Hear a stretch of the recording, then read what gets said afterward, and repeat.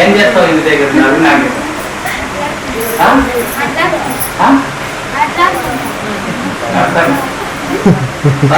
మాట్లాడుకుంటాడు sir. ఏం చేస్తాం ఇంటి దగ్గర? ఎవరితో? బొమ్మలతో.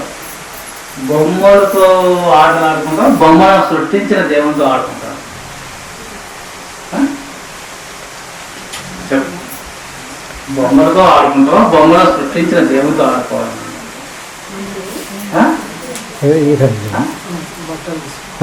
మట్టి బొమ్మలతో కాదు. మహేశ్వరుని ఆ రాముడే చదువుకున్నాడా? చదువుకున్నాడు. కృష్ణుడు చదువుకున్నాడా? చదువుకున్నాడు. విద్య చదువుకోవాలి. ఇప్పుడు చదువుకోకపోతే భవిష్యత్తులో ఎవరు గౌరవించు. ఆ బొమ్మలు ఏంటి? ఏం బొమ్మలు? మాట్లాడతాయా? మాట్లాడే టీచర్లు ఉన్నారు, మాట్లాడాలి పాఠాలు చెప్పేవాళ్ళు ఉన్నారు. అమ్మ మాతృ దేవోభవ పితృ దేవోభవ, తల్లిదండ్రులే దేవతలు కదా, వాళ్ళు చెప్పినట్టు మట్టి బొమ్మలు పళ్ళు మాట్లాడని బొమ్మలతో ఆడుకోవడం ఎంత అవివేకం. అట్టే కాదు. చదివించాలి అని వాళ్ళు కృషితో ఉన్నప్పుడు చదువుకోవాలి. కానీ నేను పుట్టినప్పుడు నువ్వు చదువుకో అనేవాళ్ళు నన్ను ఎవ్వరు ఉండదు కదా. నేనే నెలకు 5 రూపాయలు ఇచ్చి చదువుకున్నా తెలుసా. ఎవరో ఒక సిద్ధ పురుషుడు చెప్తే నేను మళ్ళీ సంస్కృతం నేర్చుకోవాలంటే నేను వ్యాసశాస్త్రం పోయి చదువుకున్నాను. చదువుకో అనేవాళ్ళు నాకుండే ఒక మహాపురుషుడు తప్ప తెలుసా. విద్య నిగూఢ గుప్తమగు విద్య యశస్సు భోగకరి విద్య గురుండు విదేశ బంధువులను విద్యను ఉపాల పూజితమైన ఈ విద్యయే గొప్ప దేవత. విద్య చదువుకోకపోతే వింత పశువు. నువ్వు పశువు కావాలనుకున్నావా? నువ్వు మనిషివి కావాలనుకున్నావు. చదువుకున్నవాడు మనిషి, చదువు లేనివాడు పశువు అన్నారు. విద్య లేనివాడు వింత పశువు. పశువు కాదు, ఒక వింతైన పశువు అన్నారు తెలుసా. చదువుకోవాలన్నా రోజు బాగా చదువుకో. గో నీకు ఒకటే శిక్ష, నువ్వు స్కూల్కి పోయి మంచిగా అమ్మనారి నమస్కారాలు చేసి బాగా చదువుకుంటే పర్వాలేదు. నేను ఇంటి దగ్గర ఆడుకుంటాను చదువుకోనంటే నెలకు సంవత్సరం 1,00,000 2,00,000 పెట్టేనే నేను ఎక్కడ విజయవాడలో తిరుపతిలో ఎక్కడే చేస్తాను. వాళ్ళ కర్రలు తీసుకొని కొట్టి కొట్టి కొట్టి చంపి నేను చదువు నేర్పుతాను. అప్పుడు ఏ బొమ్మతో ఆడుకుంటావు?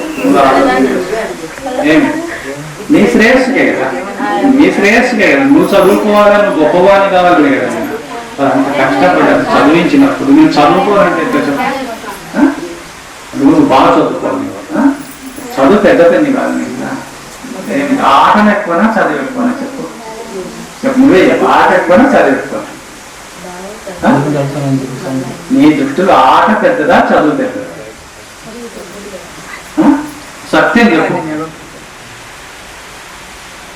నీకు చదువు అన్నం పెడుతుందా ఆట అన్నం పెడుతుందా చెప్పు. చదివే కదా, నువ్వే ఒప్పుకున్నావు కదా, నువ్వే ఒప్పుకున్నావు కదా. ఆట పెద్దదా చదువు పెద్దదా? రాలేటప్పుడు ఆట వైపు ఎందుకు పోతున్నా చెప్పు. నీ నోటు నలుపుతున్నావు, సత్యం వెళ్తున్నావు కదా. చదువుకోవాలి. ఈ చిన్న వయసులో ఇంత చదువుకుంటూ భవిష్యత్తులో అంత గొప్పవాడు.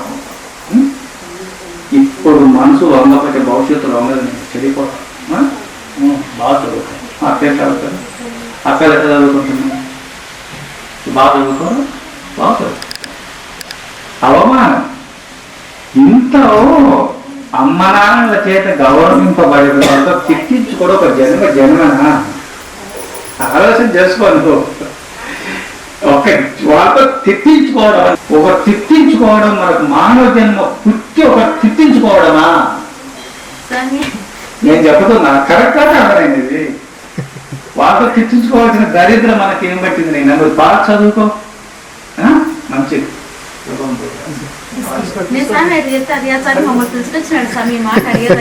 నువ్వేం చేస్తావు చెప్పు. అమ్మ నాయకు నువ్వే చెప్పు. ఏం చేస్తావు? నువ్వే చెప్పు. ఏం చేస్తావు? నువ్వే చెప్పు. లేచి మీరు నిలబడి అమ్మ నాయన పాద పద్మంలో సాక్షిగా నేను బాగా చదువుకుంటాను. రొట్టి పెట్టుకోని పెట్టుకున్నప్పుడైతే గొప్పవాళ్ళము. అలా పాదాలు పట్టుకొని ప్రతిజ్ఞ చేసి నేను ఇక్కడ నుంచి బాగా మీ ముందు చెప్పినట్టు ఇంకా నేను బాగా చదువుకుంటా, పెద్ద ఉద్యోగిని అవుతానికి పెట్టుకో, నమస్కారాలు చేసుకో. సేవ చేసుకుంటే ఎంత పాద నమస్కారం గొప్పగా నమస్కారం చేసుకో. ఇక్కడ నుంచి నువ్వు చెప్పినట్టు నేను బాగా చదువుకుంటే గొప్పవాడిని అవుతా అని వాళ్ళు నమస్కారం చేసుకోవా మాట్లాడతావా? ఇప్పుడు గోప్రదక్షిణ శక్తిన కాశీయాత్ర విధినశ శ్వేత స్నాన శిథిరశ తత్ఫలం మాత్రం. తల్లిదండ్రులకు ఒకసారి ప్రదక్షిణ చేస్తే 6 సార్లు గో ప్రదక్షించిన పుణ్యము, 10,000 సార్లు గంగా యమున కాశీ దివ్యక్షేత్రములు దర్శించిన 10,000 సార్లు పుణ్యము, 100 సార్లు అష్ట నదుల ఎందు సప్త సముద్రం 100 సార్లు స్నానం చేసిన పుణ్యం వస్తుందా? నేను చెప్పినా లేదా? అంత పుణ్యం ఇప్పుడు వస్తుంది కదా. నమస్కారాలు చేసుకో. ఇక్కడి నుంచి నేను బాగా చదువుకుంటా చేసుకో.